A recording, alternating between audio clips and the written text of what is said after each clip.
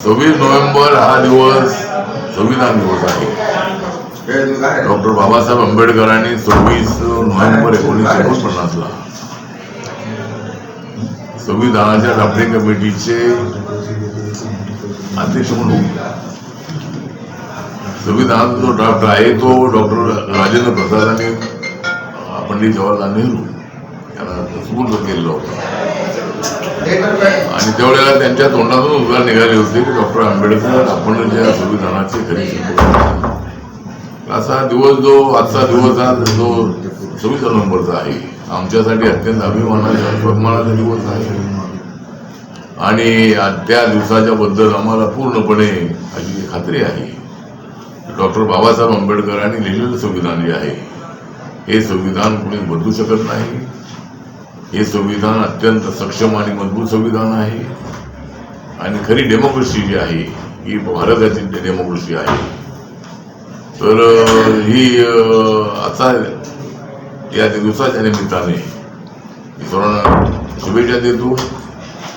आणि आनंदाची गोष्ट ही आहे की 26 नोव्हेंबरचा दिवस लक्षामध्ये ठेवू भैयाजी केखेरकर जे नागपूरमध्ये राहतात त्यांनी लॉर्ड बुद्धा नावाचा जो चॅनल आहे सुरू केला होता, त्याला 15 वर्षे पूर्ण होत आहे। आणि त्या निमित्ताने मी लॉर्ड बुद्धाच्या चॅनलने अनेक अडचणीला तोंड देत त्यांचा प्रवास अत्यंत खडतडाचा होता, तरीही लॉर्ड बुद्धा टीव्हीने संपूर्ण भारतामध्ये आपली वेगळी छाप त्यांनी दाखवलेली आहे।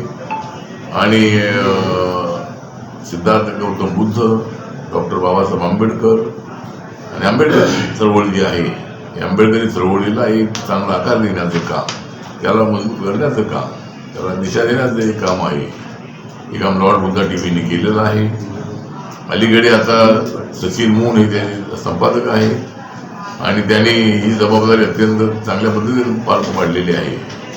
आणि आमचे विनोद चांदमारे हे सुद्धा आमचे रिपब्लिकन फेडरेशनचे कार्यकर्ते आहेत, ते सुद्धा लॉर्ड बुद्धा चॅनलशी संबंधित आहे आणि अनेक वेळेला ते सगळ्या बातम्या ज्या असतात त्या बातम्या घेत असतात, लाईव्ह अनेक वेळेला आमचे कार्यक्रम दाखवत असतात। तर त्या लॉर्ड बुद्धा टीव्हीला मी रिपब्लिकन पार्टी ऑफ इंडियाचा अध्यक्ष म्हणून, केंद्र सरकारमध्ये सामाजिक न्याय आणि अधिकारिता मंत्रालयाचा राज्यमंत्री म्हणून मी लॉर्ड बुद्धा टीव्हीला हार्दिक शुभेच्छा देतो।